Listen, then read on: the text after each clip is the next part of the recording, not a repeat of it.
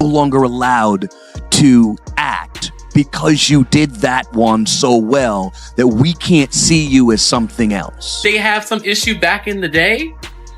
And does he need a career revamp? And typecasted to the point where it's almost impossible for people to see me doing something else. Alfonso Ribeiro just dropped the bomb on what really went down with Tyler Perry. And he's not the only one talking. He showed up to my apartment and offered me $100 grand to take my clothes off. He said, I don't even need to touch you. I just want to see you. For over 15 years, people were scratching their heads, wondering why Alfonso, with all his talent and TV fame, never popped up in a Tyler Perry movie or show. No cameo, no guest spot, nothing. It was weird, right?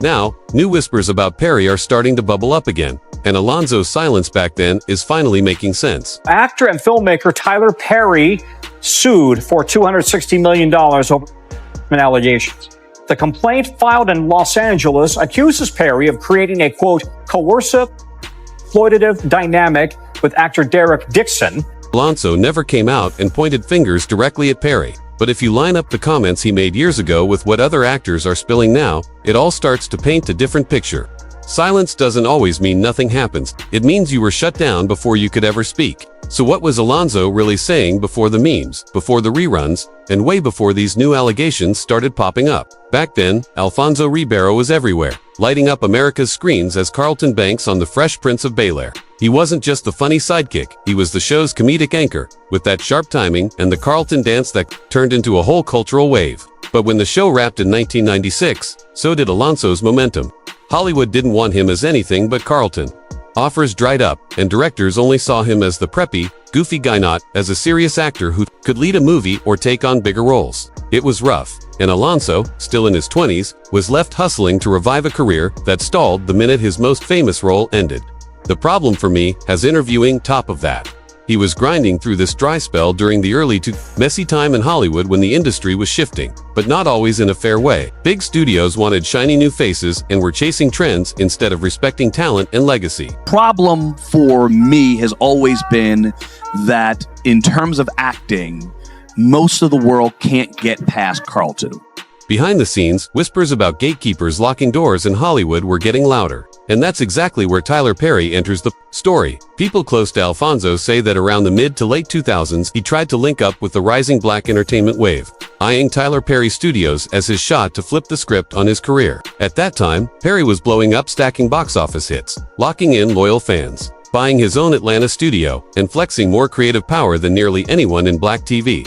For Alfonso, who was getting iced out in Hollywood and hungry for a rebrand, Perry's empire looked like the golden ticket. But that connection, it never happened, and for years, nobody really got why.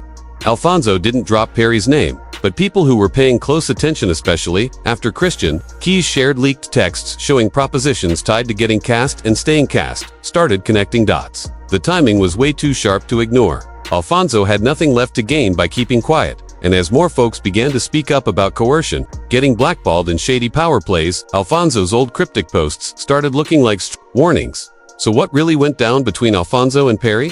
This time, Alfonso isn't holding back.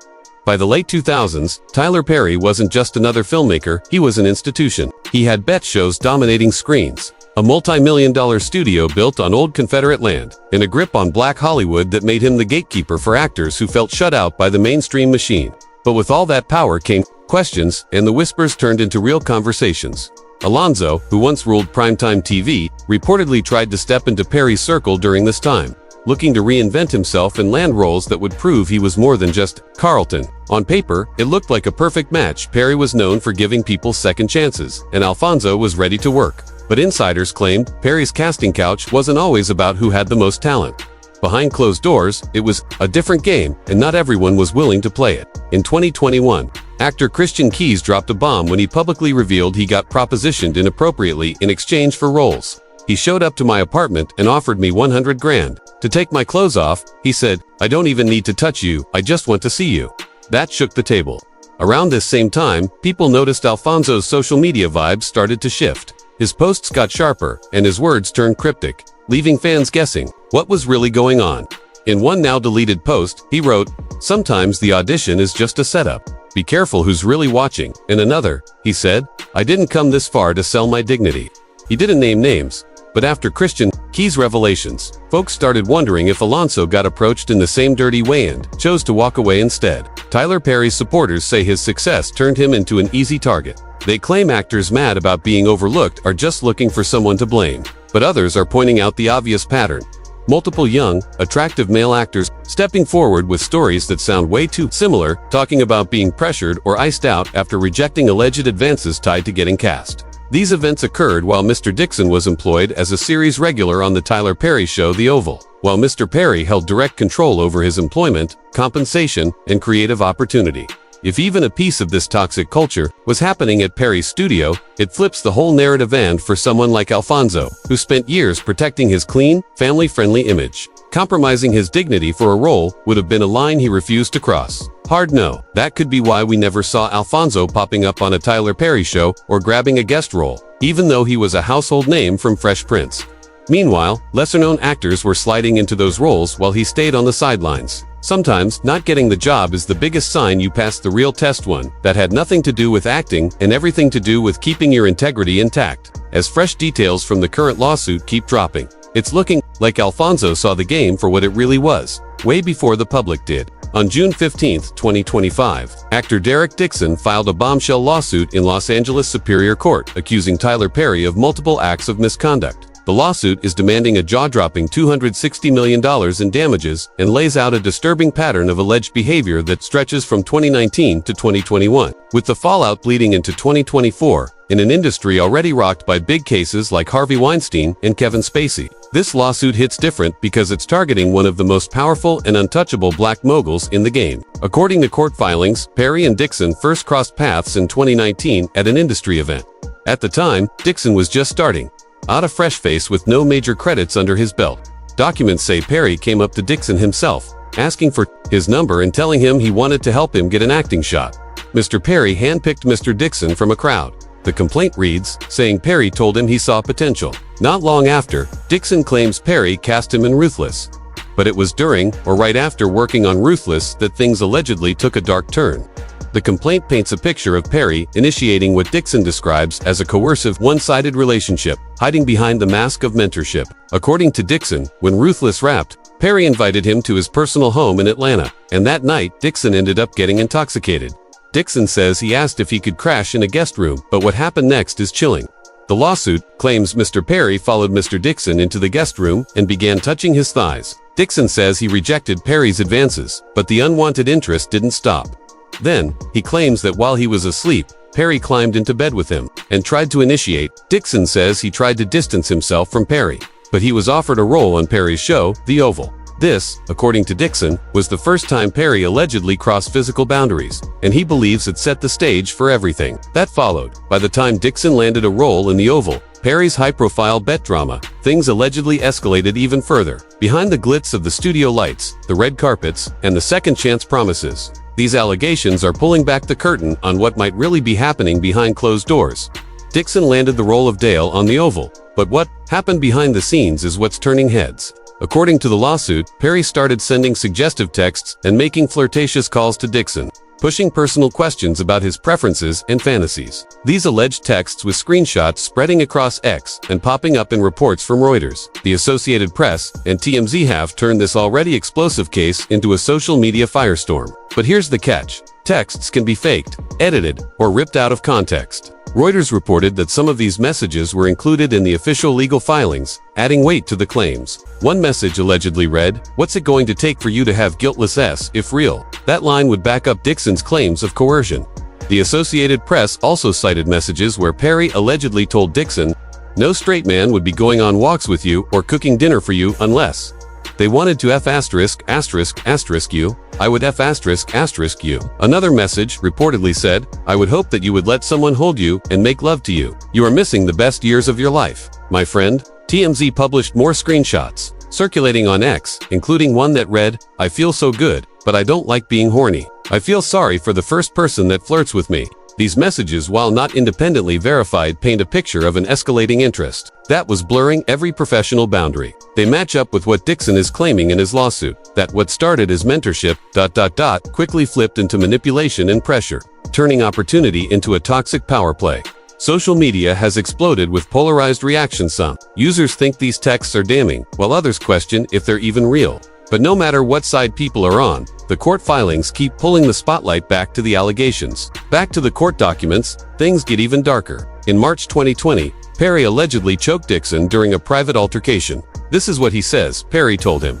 Dixon said that Perry told him, quote, that he liked being choked. That was after Dixon's character was choked by a cast member in a scene on the Oval. Perry also allegedly said, "Why do you twist your hips when you walk? How can I get a day of Dixon?" Later that year, another incident allegedly happened on the Oval set, where Perry is accused of entering a trailer and groping Dixon.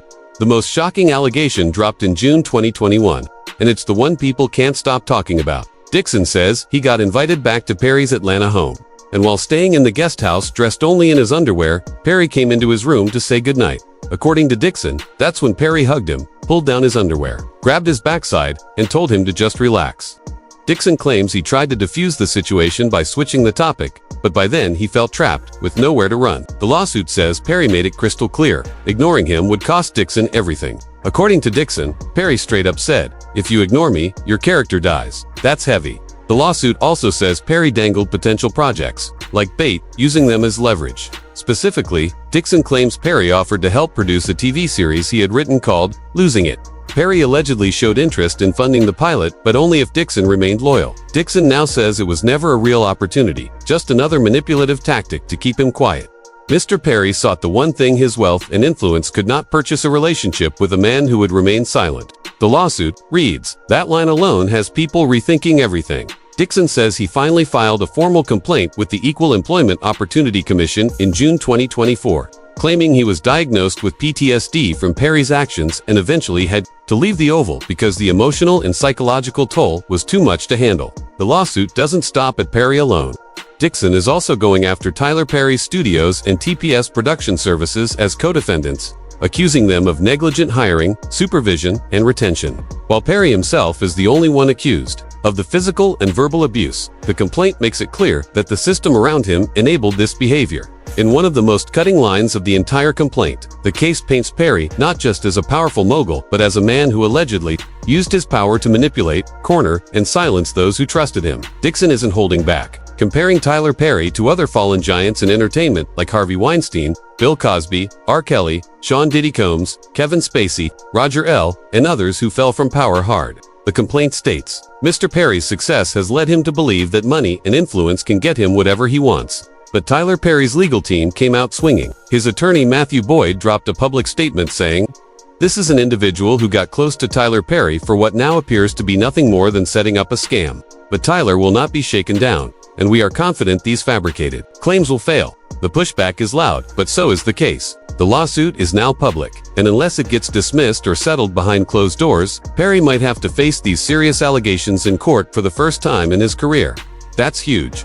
Meanwhile, it's been over a decade since Alfonso Ribeiro walked away from scripted TV. Fans always thought it was his choice, that he wanted a quieter family life or just preferred hosting over risking another typecast role. But behind the polished game show smiles, something else was going on.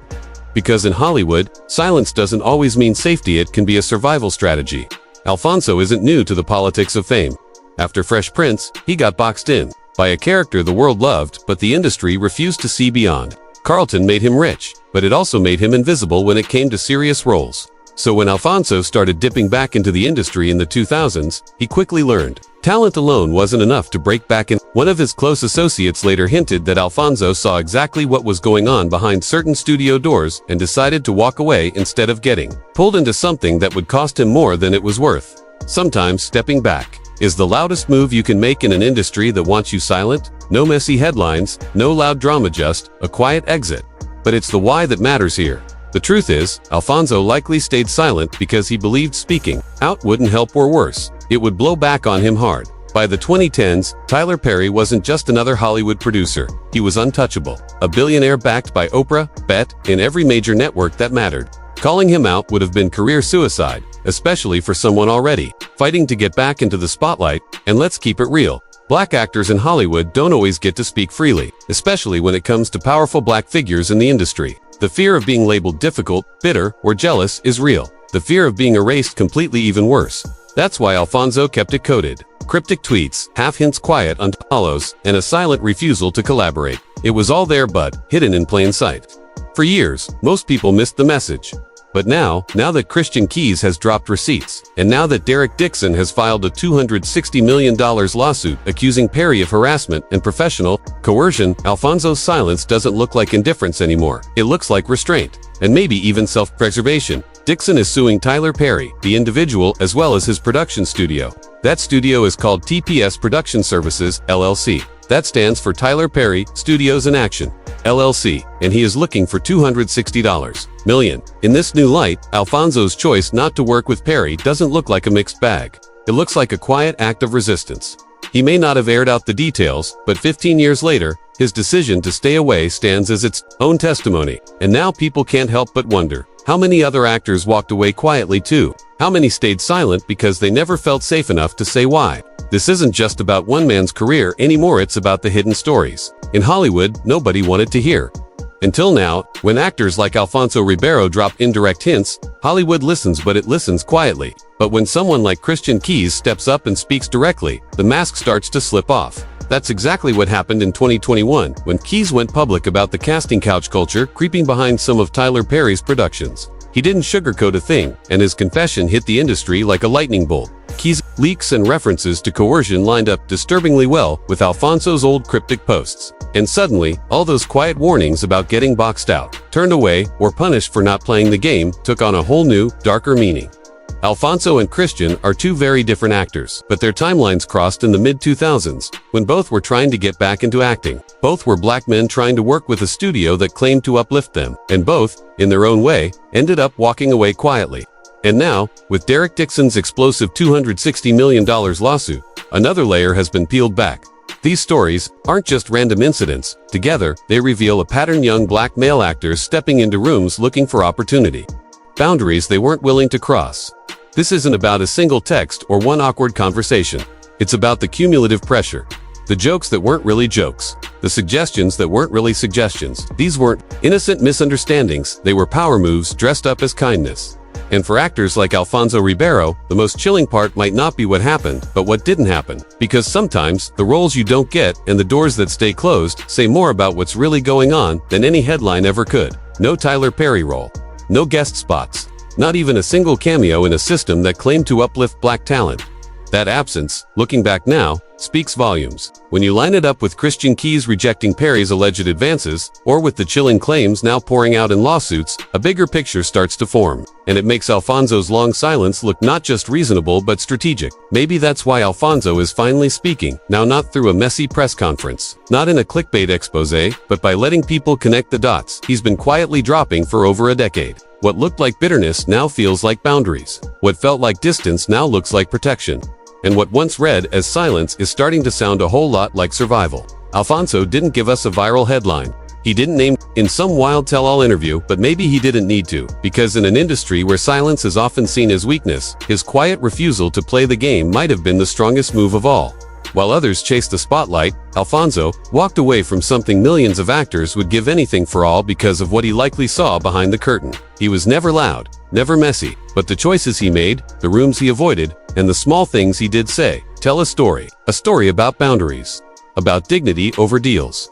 And now, with lawsuits stacking up and testimonies from once actors finally surfacing, Alfonso's past choices don't look like career detours anymore. They look like warnings we all missed. Because when the truth starts spilling out, the people who walked away quietly are often the ones we should have listened to from the start.